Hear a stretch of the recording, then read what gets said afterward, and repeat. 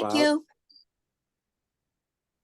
So, hello everybody, Joel Tyner, former county legislator for Rhinebeck and Clinton here with Zero Waste Dutchess, living in Oregon, but trying to do what I can. Here with us, we have Neil Seldman of Zero Waste USA, Courtney Williams of Westchester Alliance for Sustainable Solutions, Jill Fieldstein of SaveDover.org, Lorraine Farina of the Hudson Valley Air Quality Coalition. Thanks to Eli Duker of Bard College for putting us in touch with Lorraine, and Doreen Tignanelli, intrepid longtime environmentalist. I definitely want to.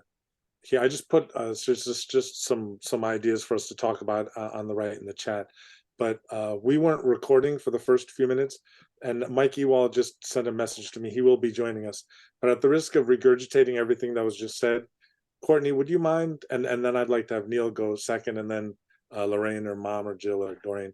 But Courtney, could you repeat some of that really good advice? Because basically we share this on social media, and I send the email. And so just to, you guys give us hope. WASS, the Westchester Alliance. So could you just repeat some or all of what you just said on how you've been able to find some success down there? Sure. So we did have pre-existing relationships with a lot of our electeds. We're called the Alliance for Sustainable Solutions. So we did a lot of outreach to other organizations and asked them to join us as part of our alliance. And that kind of helped nucleate a presence by getting some other key groups in Westchester to kind of say they're part of our alliance. They would sign on to sign on letters and things like that we had to organizations. But we decided to have a kickoff event to try and make it a big initial splash.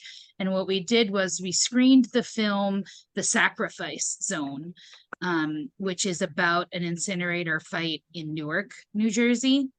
And when we did that, we got a bunch of big names in Westchester. So like Bedford 2030, Riverkeeper, Groundworks Hudson Valley, and I'm blanking on a bunch of the others. But basically to show that we, to kind of have people think we're in the same category as those groups. And also then to get those groups to use their mailing lists, their outreach to publicize the event. We also got the city of Peekskill, so that's where our incinerator is, in Peekskill, where I live, the City of Peekskill Conservation Advisory Council to co-sponsor with us as well. And then that opened up the New York State Association of Conservation Councils, NISAC, which is an association of all the conservation advisory councils and conservation boards in New York State. And so then they put it on their mailing list as well. And we were able to get over 200 people to register. And then we had over 100 people that attended, and we recorded it and put the recording of the community discussion that happened afterwards online. We had a bunch of elected officials, the county sustainability person. And so it kind of was like a really big initial showing for WASS. And we were able to kind of build the momentum from there. The other thing I think that's really critical, and some of you know Vanessa Agadello, who we were able to fundraise to hire a full-time community organizer, because I really don't think the model of asking people living in environmental justice communities to find more free time to fight for their health is a really good model. So I said, we need to compensate someone, a community member, to be doing this work. And, especially because of a lot of our elected officials, they want to meet at 10 a.m. or, the public hearings at 3 p.m. And those of us with jobs can't be available like that. So having an organizer who was able to attend those things was key. But so that was kind of how we got the ball rolling for WASS. And I hope that some of that's helpful. And certainly if anything I said, you have questions about it in the chat, I can paste in there. We're also having kind of good timing tomorrow night, 5:30 to 7 at the Peekskill Riverfront. We're having our community potluck. And so I just wanted to extend the invitation to all of you that if anybody can make it down to Peekskill for that, I'm happy to talk in person. I'm wearing my apron because I was chopping stuff for the chili before this meeting. So I'm making chili. So if anybody's free, or, and extend the invitation outwards from the folks that are on the call, you're welcome to come down, meet other WASS volunteers from other communities, and pick their brains about the work we're doing. Courtney, thank you so much. I do have one immediate question, and that is, when you had this show of 200 odd people come up, can you tell us if it had an impact on the elected officials at all? And it did. And if you could also just give us a status report on your efforts to shut down. Have you asked them to give a date to shut down or anything like that? That would be very helpful if you could just give us up to date. Sure. So we invited a lot of the electeds to attend that film kickoff. And then there wound up being this really excellent discussion, really active discussion, including our elected officials. And I think the large show of people and the opinions expressed in that discussion really made them realize, like, oh wow, because if you get 100 people on a Zoom call on a weeknight, like there's interest there. And so I think that really kind of helped set the stage for them to know we had support. The other thing we've done since then is we tried to turn any public comment opportunity on any topic into an incineration topic. So the budget came around and we said, you know what, let's go to all the budget meetings and send our people to every budget meeting and say that we want in the budget money for a certified zero waste consultant to make a roadmap to get Westchester off of incineration. And so every listening, and like especially the board hearing, it's like every county legislator has to be there. So you don't need to get a meeting with all of them. They're already there. And we had a whole bunch of people show up and make comments over and over again about it. And then, there's been other things like the Environmental Bond Act and, the draft climate plan, the disadvantaged communities criteria. It's like anything that came out on the state level or the local level where we could make it about incineration, we did. And so then it kind of felt like for them, I think that it was coming from everywhere all at once. And then oh, good. Did you get a consultant, a zero waste consultant? Okay. Not yet. We've got our next meeting with the county executive is October 6th. Okay. And so, but the other thing we did was, like with that budget thing, Mike Ewall helped us set up a petition, like sign-on letter petition, that every time someone signed it, like the elected officials got an email. So the county executive's gotten, hundreds of emails over the months, just constantly asking for this certified zero waste consultant. Great strategy. Terrific. Yeah. And what else? And then, Neil joined us. We did a zero waste event, like how to make a roadmap for zero waste for Westchester. I believe we recorded it if anybody's interested, but we made it more geared towards municipalities and conservation advisory councils. And so we did a lot of outreach to them. And then I just got an email earlier this evening that we also did a couple months ago a candidates briefing for any candidate running for any office in the county. We called it a candidates briefing. We outreached a whole bunch of committees in Westchester and invited them and all their candidates and to come, and apparently it worked, because I just got an email from someone who can't come to our potluck tomorrow night, but said that they were able to get their town to start a food scraps recycling program. And it was a really easy ask. And they think it was because all of the town board members were at our candidates briefing. So you know, like, again, make it an election issue and budget issue. Like anytime they give a microphone, we're like, incineration, incineration, in every possible way. And then Lorraine is asking, and others asking, we don't have a date. So we got a commitment at budget time from our Board of Legislators that they would focus on zero waste, make it like a particular area of focus. And they didn't think that it needed to be a line item in the budget because the consultant wouldn't be such a huge amount. But then we've gotten some lack of progress, I will say, since then. And so we had a meeting with our county executive and a whole bunch of his staff in the summer, and we're reconvening on the 6th. We cited, you know, Montgomery County was an example that our county executive found very useful. You know, as an example of a county like Westchester that was able to get this done. And so we are passing along that final report. Neil sent that along.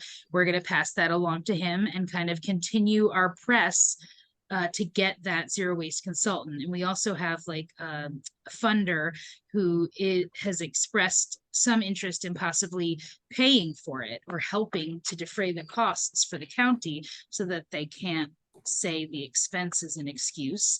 And we keep meeting with our county legislators. We've spoken to a bunch of different relevant committees about this. You know, we've gotten a ban on single-use foodware, you know, so like if you get takeout, they can't automatically give you tons and tons of ketchup packets and all that kind of stuff. And so we've gotten that. We've gotten big expansion throughout the county of food scraps recycling. And we really just generally have changed the discussion from one of like very greenwashed, drank the Kool-Aid, think that incineration is the answer and incineration is green, to now, you know, even the best that they have to say about incineration is that it's a necessary evil. So, you know, and we've had some much more awareness in the county. The other example we gave them was Ulster County and Jen Metzger, and like their goal to not be shipping waste anywhere and like to be dealing with their waste in their county. So that's kind of where we're at, which is, you know, we've pushed a lot, and hopefully in October we'll get a commitment for a certified zero waste consultant. That's great. And one last question from me. Is there the date that the contract with the current contract runs out? Is that 25, 26, 27? Do you know? 29. 2029. Okay. And it's been, and like Mike's been really invaluable in this regard. It's been such a morass because our incinerator is so old, and it's like 40 years of nobody remembers, and going back through documents and amendments. And so we actually, it helped having really strong ally in county legislator Erica Pierce, who worked in the council for the Board of Legislators, who were able to really sift through and read some of the contracts and the renewals and stuff. And our incinerator is still operating, Lorraine. It's still going. But it turns out that when the contract expires, if the county doesn't renew, then the incinerator is sold to Win Waste Solutions for $1. Yeah, I think And that's then why they it can is in keep- Dutchess too. Yeah. So it's like getting, you know, it's like it's not going to be enough for the county to just say, you know, we're not going to send any more garbage there, or we're ending the contract. Then they get to own it and they can burn whatever they want.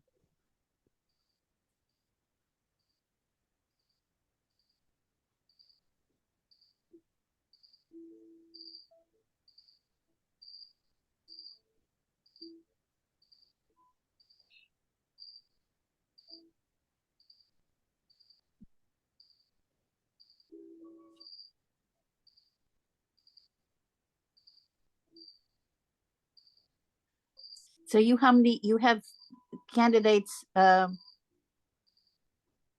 is your county executive up for reelection? He's term limited. So he's not running again. This is his final term. Okay, because we might get a new one who has said that he would be amenable to, listening to this. Yeah. The other thing we've done is we've held forums or co-sponsored forums for candidates, and then we get to ask the questions. And so we've asked questions about incineration and stuff to like put that on the map or make that a campaign issue. So that's, if your county exec is going to be up for re-election, and there's going to be, we call them environmental forums. So it's like specific to environment. And and then you can ask that kind of question and make it a political campaign issue for them.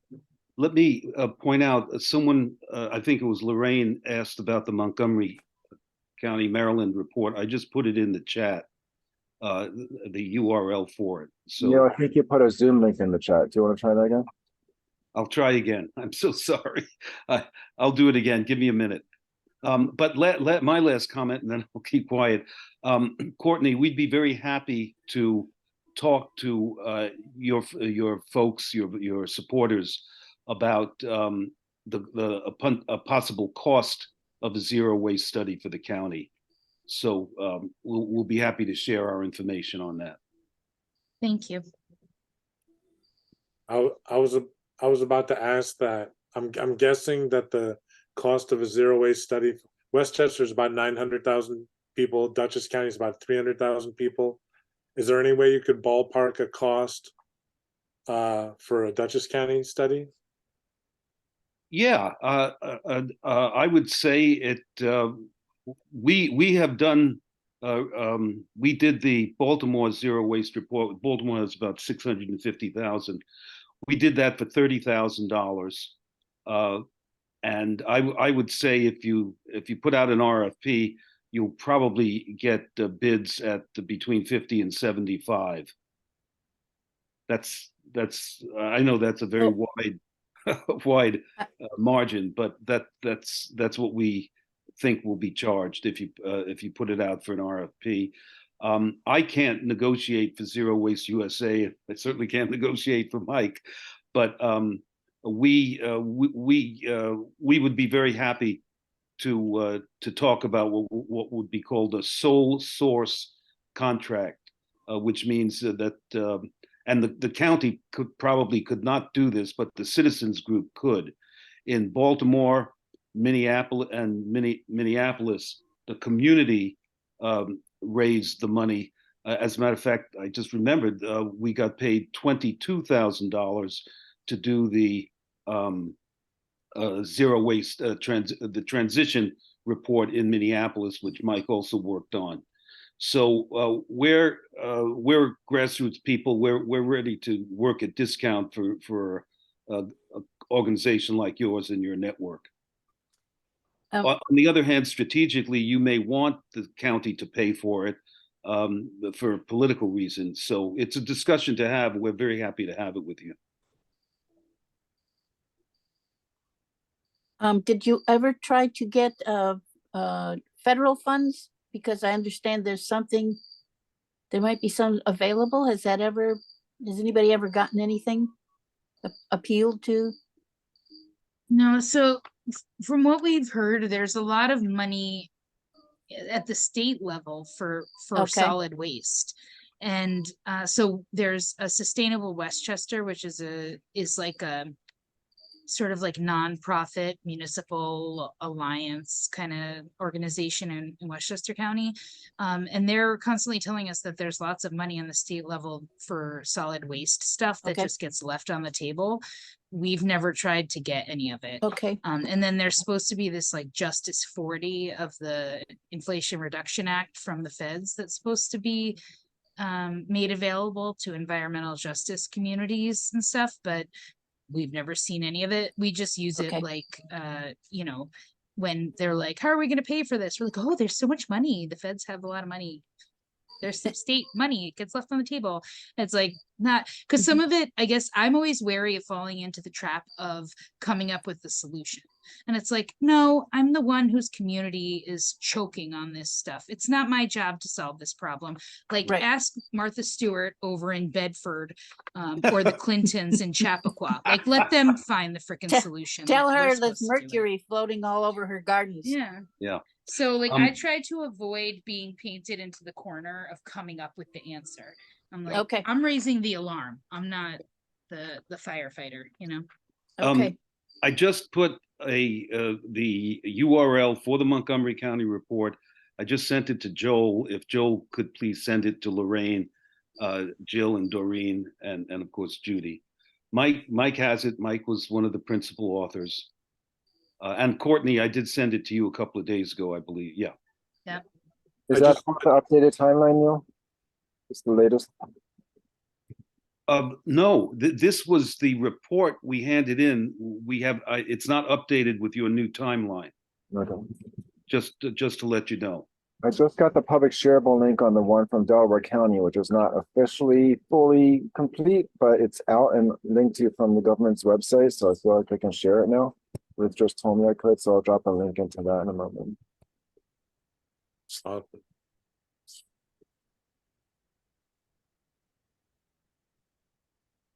The Neil just sent me a PDF. So if you have the Beyond Burning link for the other one, that'd be cool too. Okay. Drop that down. There we go. Also, Courtney, I may have mentioned this, but my calendar is being filled in. On October 9th at 6 p.m., I'll be in Poughkeepsie at Vassar giving an assessment of what's going on. If it makes sense, I could stop off on the 8th or earlier on the 9th in your neck of the woods. If I could be of help, I'll be in your neighborhood. Okay, yeah, I'll mention that we're meeting with the county executive and his staff on Friday, the Friday before that. So I will certainly float that to them, that you'll be in the area, and let you know what they say. And I'm gonna try and come up. I don't know if I'll make it, but WASS is gonna co-sponsor. And so I'll try and make it up if I can. Sure. And I'm not going to be there. Obviously, I'm here in Oregon, but I think it'd be great. Be in spirit. I'll be there in spirit. I think it'd be great if also obviously if Courtney had some time to speak. So I found that's the most recent one, right? The Mike, is that the link that I just posted? The Montgomery plan? Yeah, that's right. Yeah. Awesome. While Joel is doing that, Courtney, if you're going to can make the Vassar meeting, I would welcome you up to give a talk to basically to brief people what's going on as you're doing now. That would be a wonderful addition to the program. Thanks for the invitation. I only realized it was happening today. I haven't gotten a chance to look at my calendar yet, Sure, but I understand. I'll look and let you know. Okay, good. Lorraine, I know we're all just kind of interacting for the first time today. Lorraine Farina from the Hudson Valley Air Quality Coalition. So former, I don't know, 5, 6, 7 years member of the City of Kingston Conservation Advisory Council. And she took a tour somewhat recently of the incinerator. She's pretty horrified, and a whole bunch of notes. I was teaching all day, so I didn't have time to read them, but it'd be fabulous. So far we have 0. I'm going to try to get the Vassar Department of Environmental Studies to co-sponsor that event. But so far we have the Westchester Alliance for Sustainable Solutions and Zero Waste Dutchess. It'd be awesome if maybe Lorraine, you said you might be able to get the Hudson Valley Air Quality Coalition to be a sponsor of the October 9th event, possibly as well, maybe. Yeah, what does that involve exactly, Joel? We're looking for a monthly tithing of 1/10 of your income. We Well, have We Joel, have, I didn't know Joel, I didn't know you became a Catholic priest. Just, we're not looking for any money. It's your good name.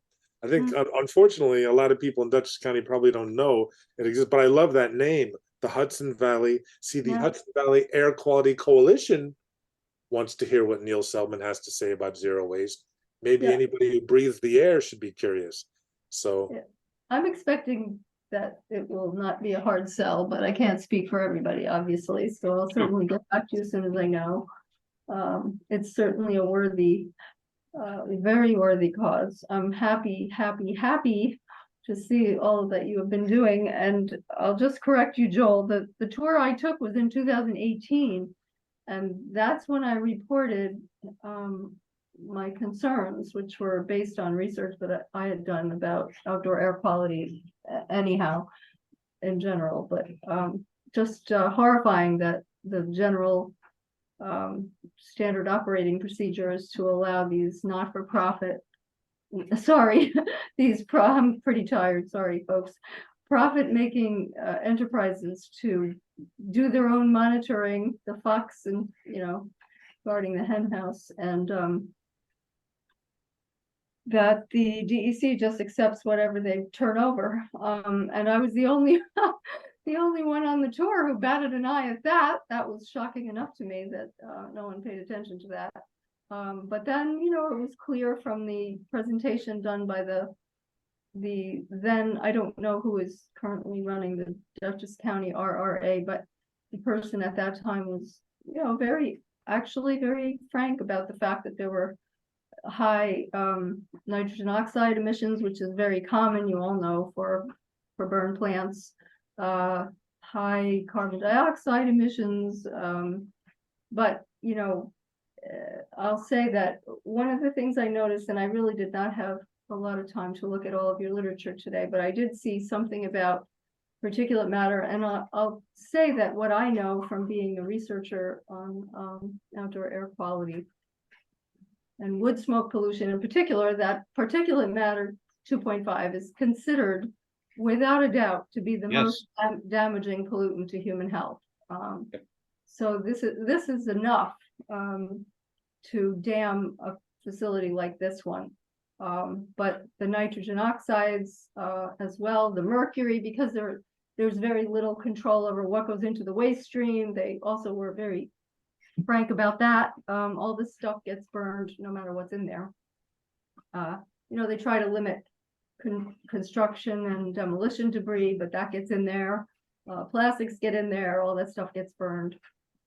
So I won't take up too much time, but anyway, I did share my report and that I made at the time to the CAC, and also the concerns I had that were based on research into Wheelabrator and their illustrious record in Baltimore and Peekskill, and also some information from the Partnership for Policy Integrity, which is a really great group that follows the science on outdoor air quality. So that's all I'll say, and we'll definitely do our best to get in as a sponsor for you. awesome. I never heard of the Partnership for Policy and Integrity, but that's great. Mike, is there PM 2.5 coming out of the incinerator? Oh, of course, yeah, there are PM of all grades, the thick stuff, the small stuff, you got nano particles that aren't even able to be monitored, and then you got PM 2.5, PM 10, and then PM in general, all of which can cause heart attacks, strokes, cancer, and all kinds of things. And PM is not an element, it's not a molecule, it's all kinds of things. And so there can be mercury or other metals adhered to the particular, so it's combined with these other pollutants. But mercury, dioxins are also some of the most dangerous things that come out. They come out very small amounts, but very small amounts are still very, very dangerous. They also have no controls for nitrogen oxides that trigger asthma attacks. So most incinerators have 4 pollution control devices. This one is missing one of those 4, and that's the one that controls for that. But the one that Dutchess County is missing is? They call it selective non-catalytic reduction, or in a modern plant, selective catalytic reduction, which will get a lower amount of NOx coming out, but that's designed specifically for that one pollutant, for nitrogen oxide, step sugar, aspartame. So I know you probably said this a billion times before, but I need to know it, and I guess we all need to know it. So the NOx, the nitrogen oxide is not being measured, but what is being? Oh, it's being measured. It's just not being reduced. They do continuously monitor for it. It's one of only 3 things that they continuously monitor. The rest, they don't know what's coming out every day. But they don't have anything to reduce the amount of it. So the NOx is not being reduced. Yes. What are the 3 things they monitor again? Nitrogen oxides, carbon monoxide, and sulfur dioxide. They might also be continuously monitoring for carbon dioxide. Some of the bigger incinerators have to do that. I'm not sure one of the small has to. Mike, can I ask you this? A classic line from the incinerator industry is that they reduce greenhouse gas emissions. I know you've addressed this. If you could just give us 1 or 2 sentences at this point.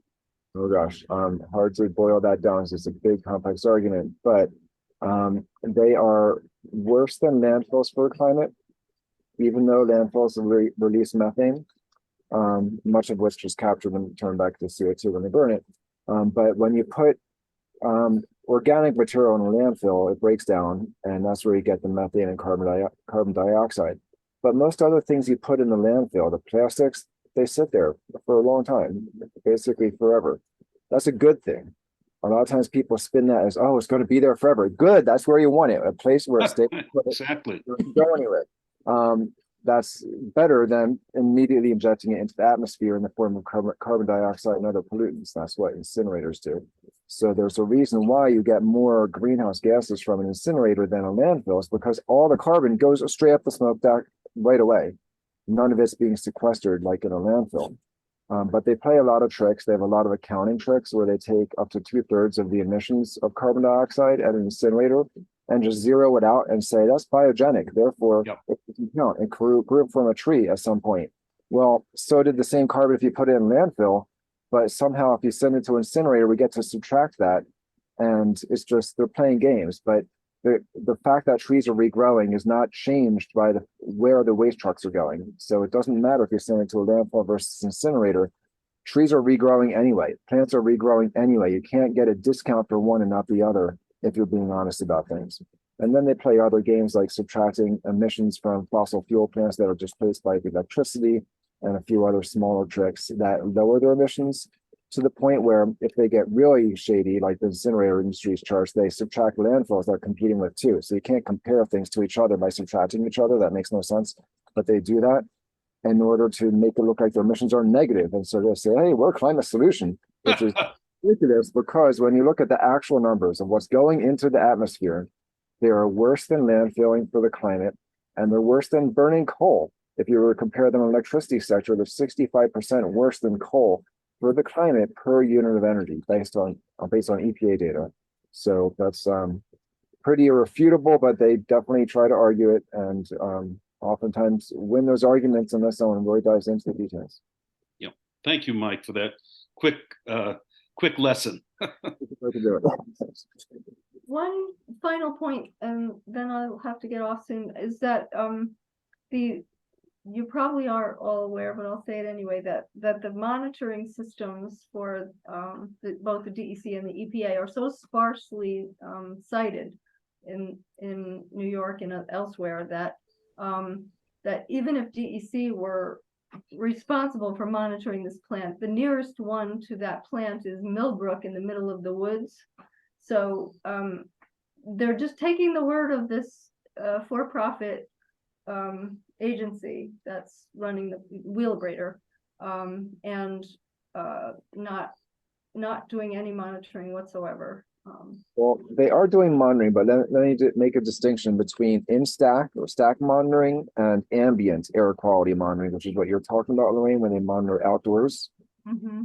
Ambient is not so helpful in that they can always point their finger and say, oh, the highway, oh, the airplanes, oh, the anything else they can point to.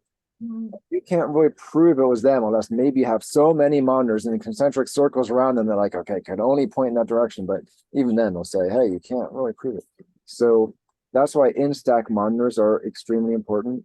And the state does require that for 3 pollutants on a continuous basis and about 8 to 10 others on a once a year basis, self-tested, or they hire their own consultants to do the test. And that's why one of the things that we've been talking about in a number of communities, including on what I've been working with Courtney on in Peekskill, and folks in Albany County, where we actually got laws like this passed at the town and county level, and also some in Pennsylvania and Maryland, and one statewide in Oregon recently, which is to require in-stack continuous emissions monitors. The technology exists, and I was excited just last week when meeting with the Oregon Department of Environmental Quality officials, who will now be the regulators in charge of making sure that metals, dioxins, and PCBs have to be monitored on a continuous basis at the only incinerator in that state, the Covanta one. That would be the first one in the country to have to do that. And there are arguments in the industry that, oh, the technology doesn't exist, it's not proven, etc. Well, now we have state environmental regulators saying, yes, it does. They make it here in the state, that the multi-metals monitor was invented in Oregon, and it's available, and we're going to have to use it. So we'll see that unfold in the next year, and then their excuses are going to go away. We're also going to find out things like what we already know from the sparse data we have already, that, gee, the emissions are way higher when you use continuous testing than when they test once a year under best behavior. So that will be very enlightening, I think. So And are you require that? Sorry, that's not the county, the town of Poughkeepsie could put in these legal requirements themselves. and they would then be the ones, who would be responsible for doing the monitoring then? Would it still be in the hands of Wheelabrator, or would Could be, but it doesn't have to be. uh-huh. You ideally would want the government to do it or some independent third party, but the government is going to say, well, we don't have that kind of expertise and we don't have that kind of funding or whatever. So that's their initial reaction. We got that reaction in the city of Baltimore before they passed the Baltimore Clean Air Act, which regulated Wheelabrator and required that. Unfortunately, there was a court decision that didn't work out very well, and the city dropped the appeal, and there was some corruption going on there. But now we're stuck with a compromise that didn't get us the monitoring that we wanted, but Oregon will be the first test case. However, the model of what we did in Baltimore is a good one to use in New York. And to basically, the way it's designed is, since the city said, well, we don't have the resources to have the expertise and go in and independently monitor it, what the health department agreed to, what they preferred to have as a model, was that they would certify an independent contractor. That's the only one that can do it. And there could be more than one, but for the multi-metals monitor, there's only one company that has it available. And so they certified that one company, and then Wheelabrator would have to be the ones to pay them. But that independent contractor actually does the testing and reports the data to the city and to the world through a website. Mm-hmm. Okay, thank you. Mm-hmm. Okay, thank you all. And I have to sign out, but I learned a lot, and I appreciate you're all doing this hard work. Thanks, Thank Lorraine. Nice meeting you. And if you show up October 9th, don't be surprised if Neil drags you up to say a few words. See, you know, before I go, I'll just share our website with you all. Let me do that. Great. Thank you. Yeah, sure. Go right ahead. Continue.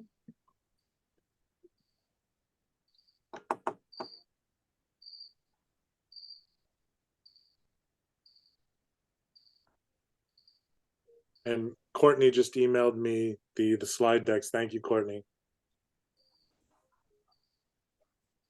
Lorraine, what town do you live in? I live in Kingston. In Kingston. Okay. Mhm. Thank you. Okay, let me get this on here for you. Jill, is there any chance that savedover.org might be able to be a co-sponsor for the October 9th event?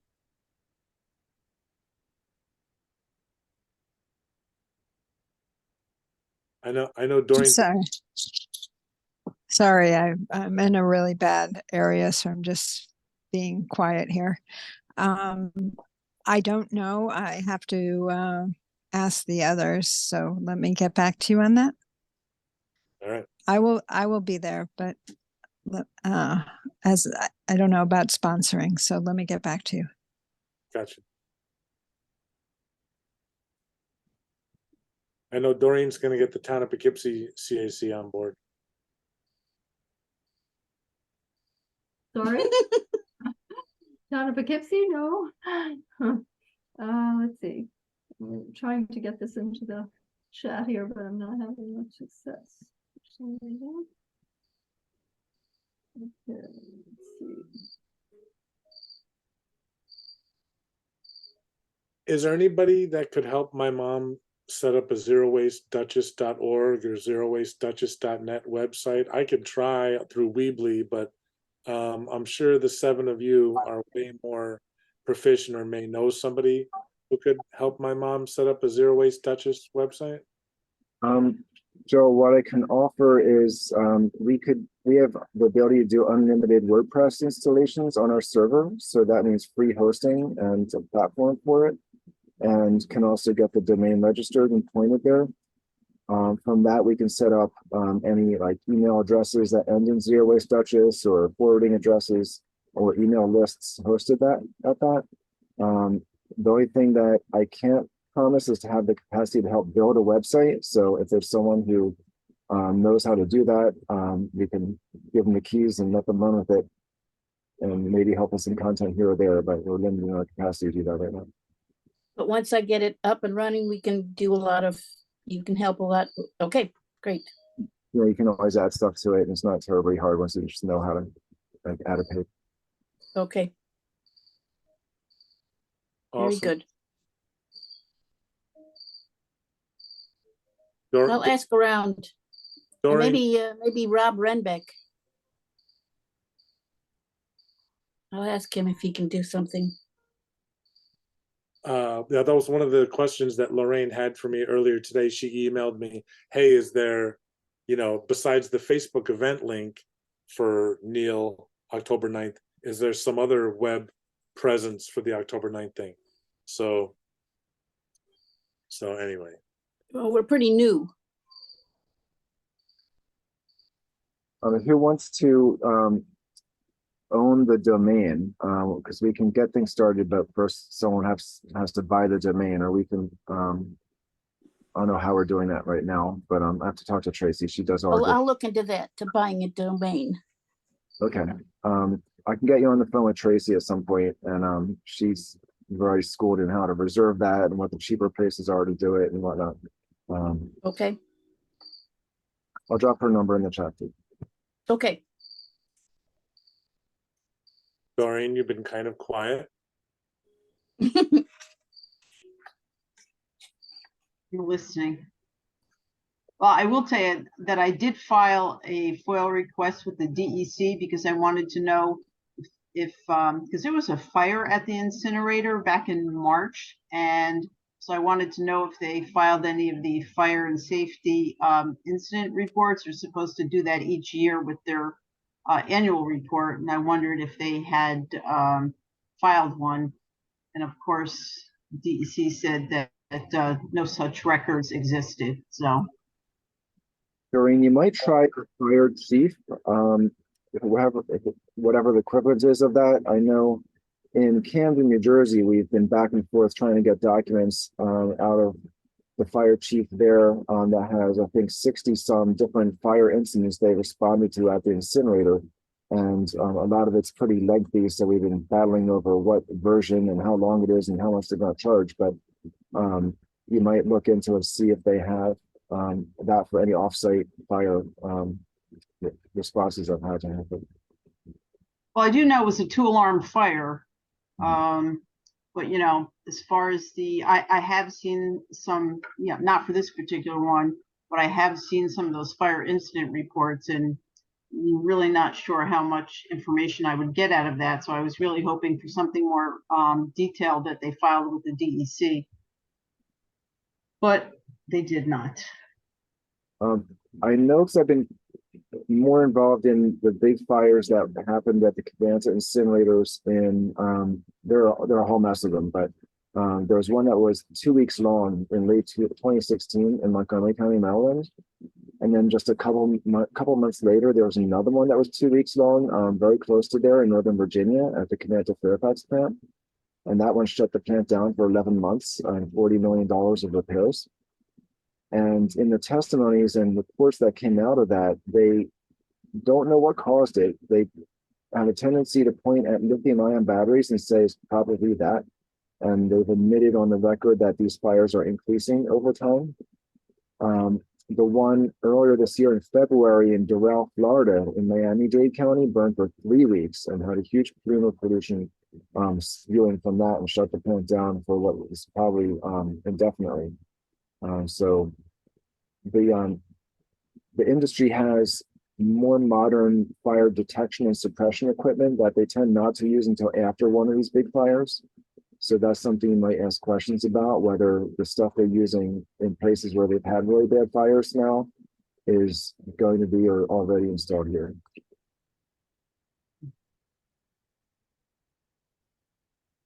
Good discussion. Doreen, if I or somebody else emails you a flyer, is there any chance you could make some copies and get them around Vassar so we could get some of the environmentalists or students to come hear Neil on the 9th?